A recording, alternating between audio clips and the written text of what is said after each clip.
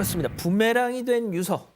자, 이 여성이 내 억울함을 입증할 증거가 바로 내가 쓴 유서다라면서 재판부에다 그걸 냈다는 건데, 자, 그게 어떤 내용이길래 이게 부메랑이 됐다는 거죠? 예, 변호사님 말씀하신 것처럼 이 유서 내용에 따라서 이제 상황이 좀 달라질 수 있었습니다. 근데 이제 법원 재판 과정에서 이 유서가 공개가 됐는데요.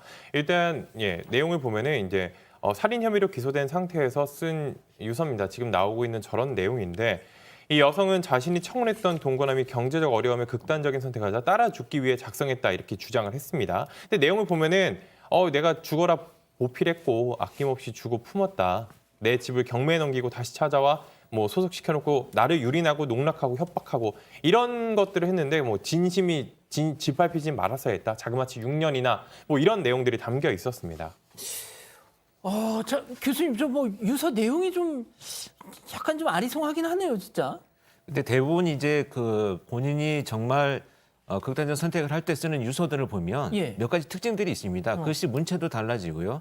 처음에 시작할 때는 이런 자기가 억울한 부분들에서 설명을 하지만 나중에는 나의 심정이 어떠하다라는 것을 이제 좀 알리고 싶어하는 의도들이 많이 나타나는 것이 이제 유서인데요. 이 유서에서 좀 특징적인 것은 그런 어떤 상황이 벌어지고 내 감정이 어떠하다라는 의미보다는 내가 지금 갖고 있는 이 상황이 사건이 벌어진 것에 대한 변명이 너무 많이 나와 있기 때문에 오히려 이거는 유서라기보다는 자기 변명이나 합리화를 하기 위한 의도나 목적이 있는 것으로 보여지기 때문에 이 부메랑이 돼서 돌아왔다 이렇게 보여집니다. 자, 그래서 유서에 대한 법원의 판단이 어떻게 내려진 겁니까? 일단 동거남이 사망을 했고 본인이 사망한 걸 확인하고 본인도 극단적인 선택을 하기 전에 작성한 유서라면 네네. 제일 먼저 들어야 되는 게 아까 말씀드렸던 것처럼 이 사망한 동거남에 대한 사랑에 대한 감정이나 그렇죠. 이 동거남이 사망한 거에 대한 안타까움이 들어있어야 되는데 조금 전에 내용은 원망만 원망. 잔뜩 있죠.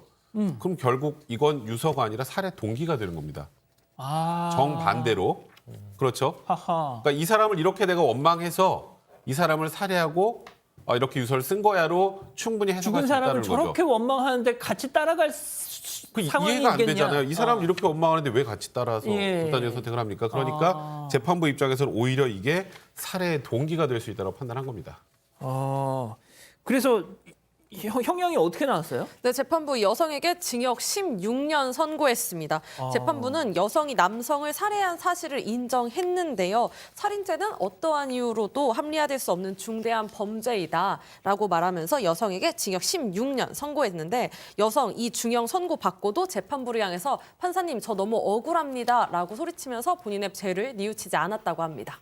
자, 근데 교수님 뭐 유서만 저렇게 썼다고 해서 이 사람 살인죄다 뭐 이렇게 하지는 않았을 거 아니에요, 재판부가?